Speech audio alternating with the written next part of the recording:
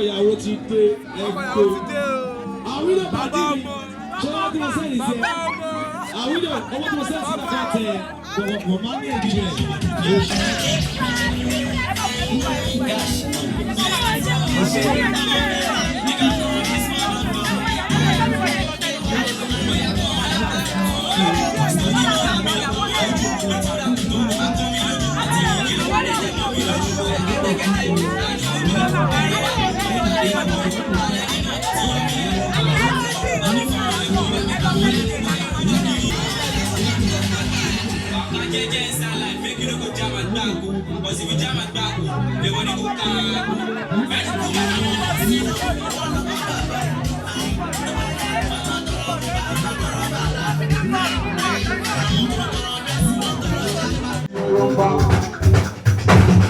Ayé ni rárá bá lè túbọ̀ sí. Ojú ọlọ́tí ni wọ́n fi ìmọ̀lẹ́ nìyẹn. Ẹgbẹ́ ìmọ̀ pé rárá bá ti bẹ̀ bí ẹ̀ lọ. Ó yá ọ̀gá wa ìjọba ìdèjì fún òkèèrè. Àwọn tó yìí pé èèyàn ti wá.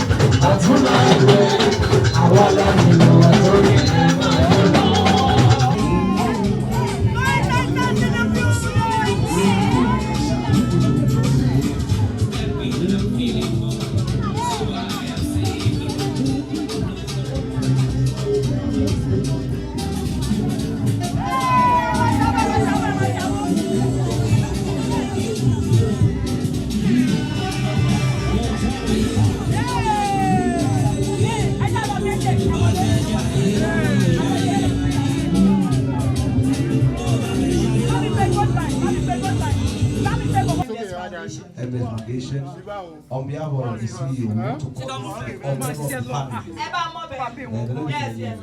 behalf of the family. Yes.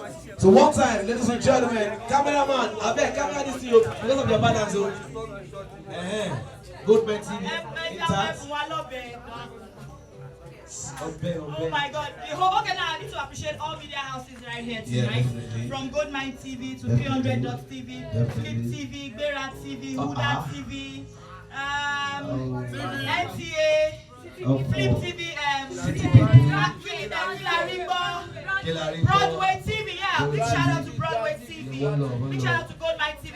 Big shout out to City People Magazine. Big shout out to everyone out here tonight. Classic Images, God bless you. Sunshine Images, God bless you. I can't really see everyone, but thank you all for coming. Oye Best and his boys, God bless you. Oye Best, I don't understand why he's not here. I'm sure he's on his way. I'm away to go with him and law. Okay, okay. Let's let it. So anyway, I think although I'm going to have a bikini party later. Sorry. I'm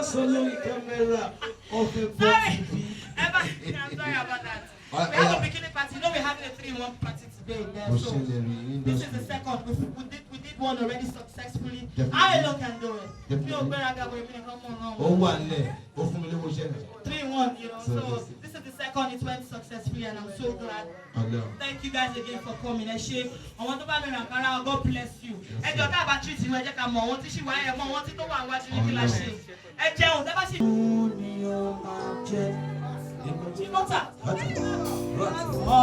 Ọlọ́run ni ó máa jẹ́. Lànà ló ní lọ́la o, títí dé ayé. Ọlọ́run ni ó máa jẹ́. Alágbára ni kò ṣeé ṣẹ́gun. See, okay, now let's go see. Ìgbàlà ni kò délé òfin ooo. Àyílé yípadà ló láyé mi káwọ́. Èmi ṣe máa olúwa. Èmi ṣe máa olúwa. Ọlọ́run ni yóò máa jẹ́. Ọlọ́run ni yóò máa jẹ́. Ọlọ́run ni yóò máa jẹ́.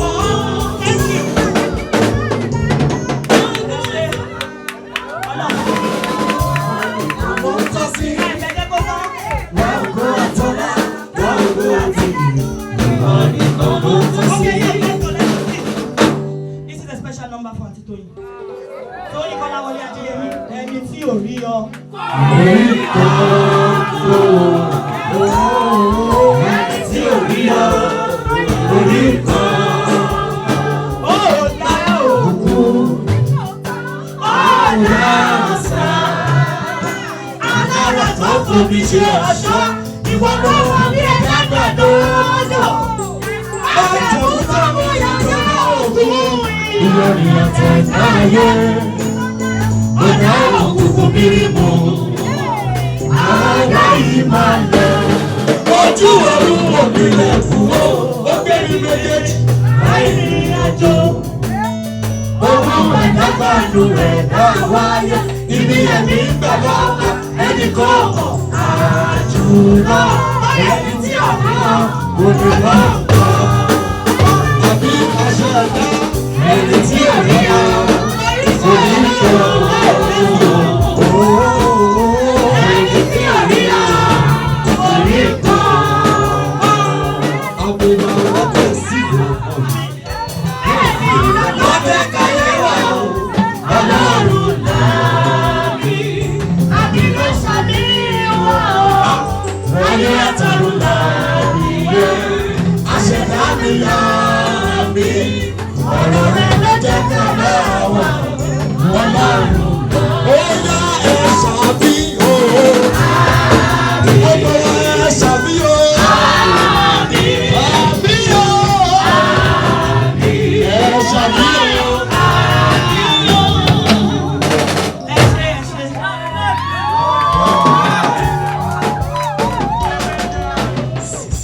Mo mọ̀ pé ó máa yà yín lẹ́nu. Mo mọ̀ pé ó máa yà yín lẹ́nu. Pé mo lè kọrin Ọlọ́run báyìí. Ọmọ Ọlọ́run lèmi. Mo máa ń bọ́ Ọlọ́run sùn. Mo máa ń bọ́ Ọlọ́run jí. Mo máa ń tẹ́kìtì Ọlọ́run. Mo máa ń kọ́ọ̀lì Ọlọ́run. Mo ń dábì lọ. Gbogbo wèlé tí bá ti ṣe lórí Instagram nìyẹn. That is not real life. That is what we do for the gram. We are entertainers. Ọmọ Ọlọ́run ni mí.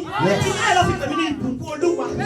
Ẹ̀kọ́ jẹ́ blessing. Ìkejì ti Olúwa ni. Ṣé ẹ̀fọ́ ni? Ọlọ́run lè mí. Wọ́n ti bàbá ṣe ti Ọlọ́run gbogbo ilé òní ṣẹlẹ̀ lẹ́nu. Let's spell Jesus together, ladies and gentlemen. Let's start spelling now. J J E S U S. Thank you so much. Pictures, next batch, please. Let's have other pictures. So titles come forward, please.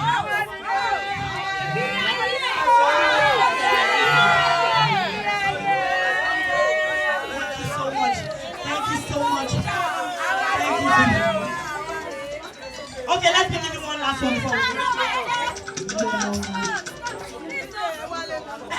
One last one before I go. Mama, only by God, where are you, Mama?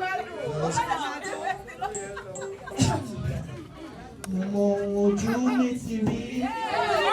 Mo etí mi ti gbọ́. Mo ojú mi ti rí.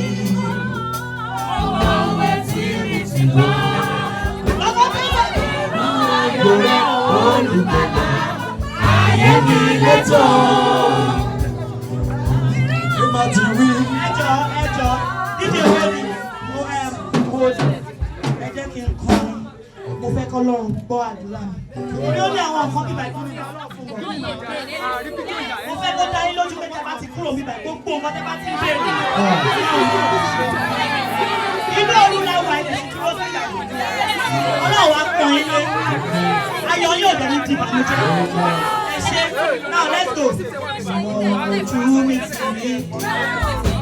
Ọmọ ìwé tí mi ti gbọ́.